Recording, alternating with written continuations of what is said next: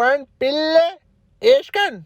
हाँ तो क्या हाल है दोस्तों, सब फिट फाट बिंदास। तो मैंने अपनी अम्मा को बोला कि 10 किलो मटर लाकर मेरे मुंह पे मारो। आज मैं ड्रामा सीरियल तेरे बिन देखते देखते सारे मटर छील दूंगा। बॉस खुद तो देगा मुझे भी दिखवा दिया। अम्मा ने मुझे भिंडी काटने को दे दी, सारे हाथों में खुजली हो गई मेरे। तो इस हफ्ते आपके भाई ने एक सांस में तेरे बिन ड्रामा देखने की जरूरत की, लेकिन कसम ले लो सारे मटर खत्म हो गए, लेकिन ड्रामे की कहानी हराम में जो 1 इंच भी आगे बढ़ी हो। भाई 30-35 एपिसोड्स के तो खाली स्लोमोस और क्लोजअप एक्सप्रेशंस ही हैं। तो सबसे पहले मेन कैरेक्टर्स की बात कर लेता हूँ। तो इसमें लीड पे है यमुना जैदी एज मीरब उर्फ इनोसेंट एंजल, और उनके साथ है वहाज अली एज मुर्तसिम उर्फ जन मुरीद। साथ में सदा से सास का रोल करती हुई आ रही बुशरा अंसारी एज माँ बेगम उर्फ नशेड़ी सास। उनके साथ नेगेटिव लीड पर हैं सबीना फारूक एज हया उर्फ सस्ती कमोलिका। यार देखो ये वहां से ना इशारे कर रहे हैं बोस के, यार इनको लाइक और सब्सक्राइब का बोल दो यार, प्लीज यार लाइक सब्सक्राइब कर दो यार, खुदा का वास्ता यार, ये सैलरी नहीं बढ़ाएंगे वरना मेरी, प्लीज यार।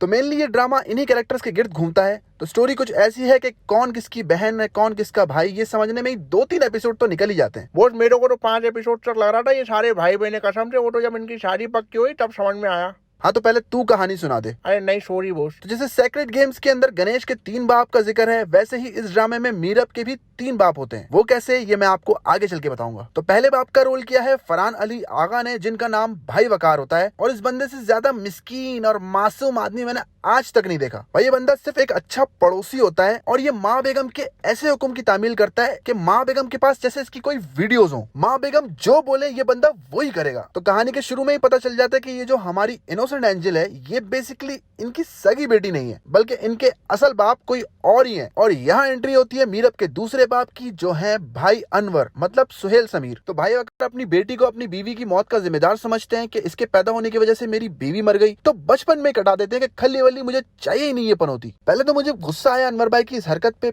फिर जिस किस्म के भंड इस सख्त लौंडी ने मारे, ऐसा लगा जैसे उसको पहले से पता था कि ये भंडारी मुंह काला कराएगी। तो इनकी गैरत एकदम से जागती है और ये कहते हैं कि ये मेरी बेटी है, मैं इसे घर लेके आऊंगा। अब अपनी गलती का खमियाजा कैसे भुगते हैं, तो उन्होंने सोचा कि इसकी शादी ऐसे लड़के से करवाओ जिससे इसे सख्त नफरत हो। वाह अनवर भाई वाह। तो ये खिचड़ी माँ बेगम और अनवर भाई मिलके पकाते हैं, ये जानते हुए कि ये दोनों एक दूसरे से कुत्ते की तरह लड़ते रहते हैं। एक आधा दफा तो अपने सख्त लौंडे ने इनोसेंट एंजल को चमाट भी दे दिया। तो भाई ये असलियत जैसे ही मीरब पे खुलती है, मीरब के पैरों तले जमीन निकल जाती है और उनके पहले अब्बा माँ बेगम की बात मानने का नाटक करते हुए मौके का फायदा उठा के फौरन से शार्ट हो जाते हैं। बोल वैसे ऐसे पड़ोसी तो मैंने आज तक नहीं देखे। हमारे पड़ोसी तो हमारे बर्तन वापिस ना करें साले। खैर जबरदस्ती इनकी शादी करवा दी जाती है।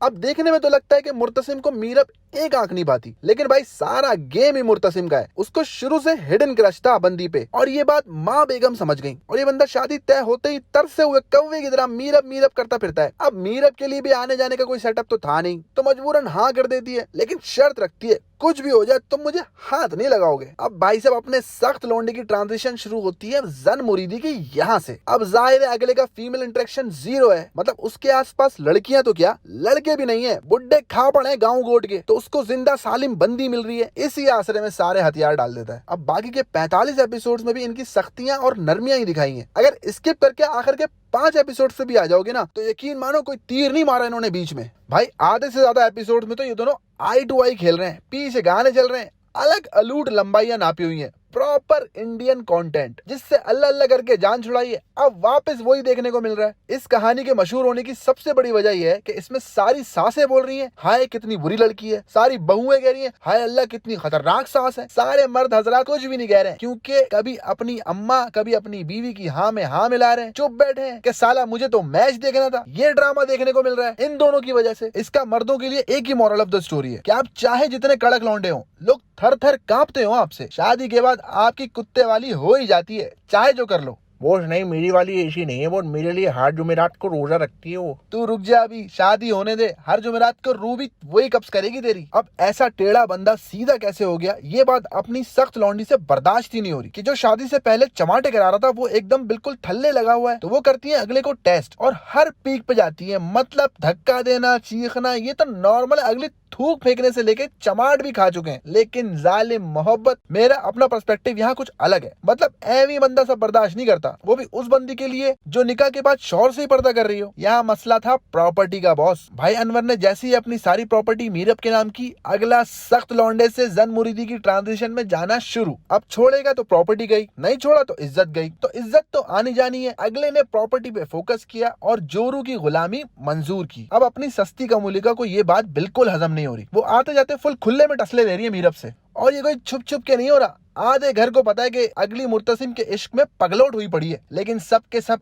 ऐसे नॉर्मल बिहेव कर रहे हैं जैसे कोई मसला ही नहीं है। अबे अगली हाथ काट रही है, सब कह रहे हैं ओ हाथ काट लिया। हाँ, अबे सुसाइड अटेम्प्ट कर लिया अगली ने, साइको लवर बनी फिर रही है वो। मैंने भी एक दफा ब्लीच पी लिया था। फिर क्या, एक हफ्ते तक पिंक जुलाब हुए मुझे। और ये सारे के सारे कजन है, ये बताता चलूं। बचपन से ही आपस में डॉक्टर खेल रहे हैं। अब ये सस्ती कमूलिका क्या नहीं करती भाई। एक तो अपनी इनोसेंट एंजल शादी तोड़वाने में लगी है, और हर भंड के बाद इतनी मासूमियत के साथ उसके पॉजिटिव एस्पेक्ट्स दिखाती है कि हमारा सख्त लौंडा क्यूटनेस के कमोट में फ्लश होकर ईमान ले आता है। उस पे सोने पे सुहागा कमोलिका कर देती है। जादू टोने से लेके इल्जामात और सिडक्शन उसने सब ट्राई किया हुआ है भाई, लेकिन सारे पत्ते उल्टे। क्योंकि माँ बेगम और मुर्तसिम को फुल रिस्पेक्ट चाहिए ही नहीं, उनको चाहिए फुल जायदाद। माँ बेगम शुरू में तो फुल ऑन मालकिन भी सही थी, सास भी टक्कर की थी। फिर पता नहीं मीरब हुक्के में उनको क्या मिला के देने लगी, वो सुन होती चली गई। गांव वालों के केस भी सुनना बंद कर दिए। दिन भर या तो बैठी हैं, लेटी हैं, थोड़े हस्बे जायका ताने दे दिए, एक दो किसी को, बस खत्म। साथ में अपनी इनोसेंट एंजल फुल चारों तरफ जलालत के फवारे ऑन किए हुए हैं। पूरे खानदान की कुत्तों वाली कर रखी है। शौहर को 1 साल से आधे काउच पे सुलाया हुआ है। अगला जमीन पे बिस्तर भी डाल के नहीं सो रहा कि शायद अजियत में सोऊंगा तो इसको तरस आ जाएगा, फिर बुला लेगी। लेकिन अगली तो है सख्त लौंडी। और हाँ, एक अदद बहन भी है मुर्तसिम की, जिनका नाम है मरियम। आंधी आए तूफान आए, इसका दुपट्टा सर से नहीं उतरता भाई। ये हर वक्त पढ़ती रहती है, इसके कभी एग्जाम्स ही खत्म नहीं होते भाई। और जैसे ही इसके एग्जाम्स खत्म हुए, अगली ने पहला काम किया कि सेटिंग कर ली, वो भी ऐसी के भाग गई। और भगाया किसने और कौन? अपनी इनोसेंट एंजल ने, वो भी मलिक जुबैर के साथ, जो खानदानी दुश्मन था। उस पे भी लॉजिक्स। बॉस मीरब को कुछ नहीं बोलो प्लीज, वाकई बहुत इनोसेंट सी है वो। उसके लिए मैं सोफा क्या, मैं तो वॉश बेसिन में भी सो जाऊंगा उसके लिए। अबे जिसने मुर्तसिम को ना छोड़ा, वो तुझे तो नाश्ते में खा जाएगी। बात तो सही कर रहे हो वैसे आप। खैर, इस ड्रामे में सब एक दूसरे को चम्मे करा रहे हैं, फुल टॉक्सिसिटी। कभी मरियम हया को, मीरब मुर्तसिम को, मुर्तसिम हया को, हया अनवर अंकल को, सब चल रहा है इनके घर में। इसलिए इनके घर में कोई मेहमान नहीं आता, साले कभी भी किसी को भी लाफड़ दे देते हैं। वही टिपिकल इंडियन स्क्रिप्ट, जिसमें कोई किसी को क्लैरिफिकेशन नहीं देगा, बस अज्यूम कर लेंगे। और अगर कोई सफाई देने आएगा तो घंटा उसकी नहीं सुनी जाएगी। एक सीन में तो मीरब कुछ उल्टा पुल्टा कुछ खा के आ जाती है और धड़ाधड़ उल्टी मारती है, और माँ बेगम को लगता है कि वो प्रेग्नेंट है। अब बगैर किसी वेरिफिकेशन या कंफर्मेशन के मुबारकबाद देती फिर रही है, वो भी मुर्तसिम को, जो बेचारा रोज अपनी टांगे मोड़ के सोफे पे सो रहा है। सोचो उसके दिल पे क्या गुजरी होगी।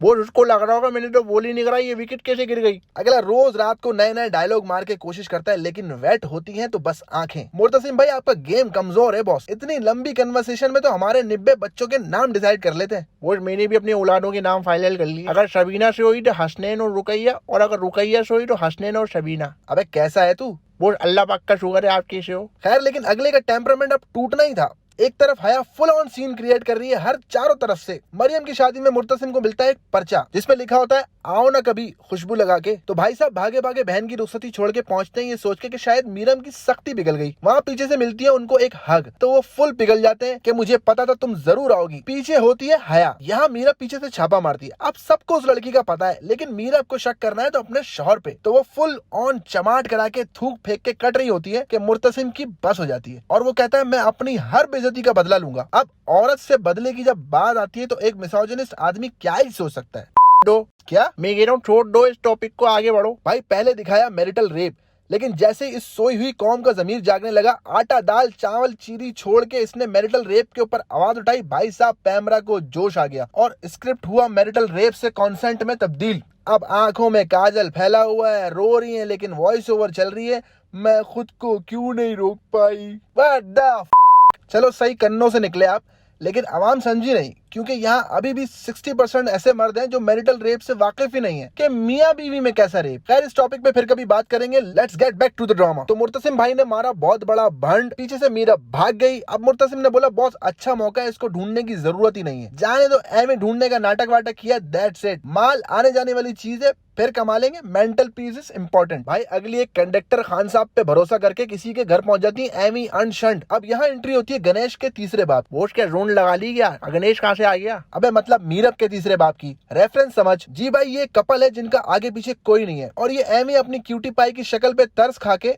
इसे रख लेते हैं और अपनी इनोसेंट एंजल भी फुल भरोसे में रह रही है। इनको जरा आंखों में डर नहीं है कि कहीं अंकल ये वो वाले अंकल हुए अगला बेच बाज दे। खैर ये फलाह बहबूद का काम करने वाले इनके तीसरे बाप बनके इनको 2 साल पालते हैं, यहाँ तक के बच्ची भी पैदा करवा देते हैं, लेकिन इनको वापस जाने का होश नहीं आता। वो तो जब पैसे शार्ट होते तो अंकल आंटी भी कहते हैं कि बेटा क्या बाप का माल समझ के हड़प जाओगी क्या सब कुछ, निकल चल शार्ट हो। हमें लगा था बड़े घर से ताल्लुक हो जाएगा, कोई ना कोई तो आएगा ढूंढने, लेकिन इस लफंडरी से तो जान छुड़ा के बैठे हैं सारे। अब अगली को होता है रियलाइज कि बॉस 2 साल हो गए कोई आया ही नहीं, जाकर देखूं कि जिंदा भी है या मर गए। तो भाई लास्ट की 2 एपिसोड में वो रास्ता ही चले जा रहा है। पूरी एपिसोड फ्लैशबैक में चल रही है। लास्ट एपिसोड में मीरब छापा मारती है मुर्तसिम भाई अपनी कजन की दिली ख्वाहिश पूरी करने के लिए, सिर्फ उसकी खातिर, सिर्फ और सिर्फ उसकी खातिर शादी कर रहे होते हैं उससे। मतलब एक एपिसोड में अगला कह रहा है मीरब को ढूंढ निकालूंगा, उससे ताल्लुक कयामत तक रहेगा। दूसरी तरफ ठीक 5 एपिसोड्स और 2 साल बाद भाई मियां शादी कर रहे हैं तो आंटी मीरब इंट्रोड्यूस करवाती हैं कि ये लो 2 साल बाद अपनी बेटी चेक करो, सरप्राइज। वहीं माँ बेगम ने कराया हया को शार्ट के कटो बेटा मेरे बेटे का पुराना आइटम वापस आ गया है और उसके पास बेटी है, प्रॉपर्टी है,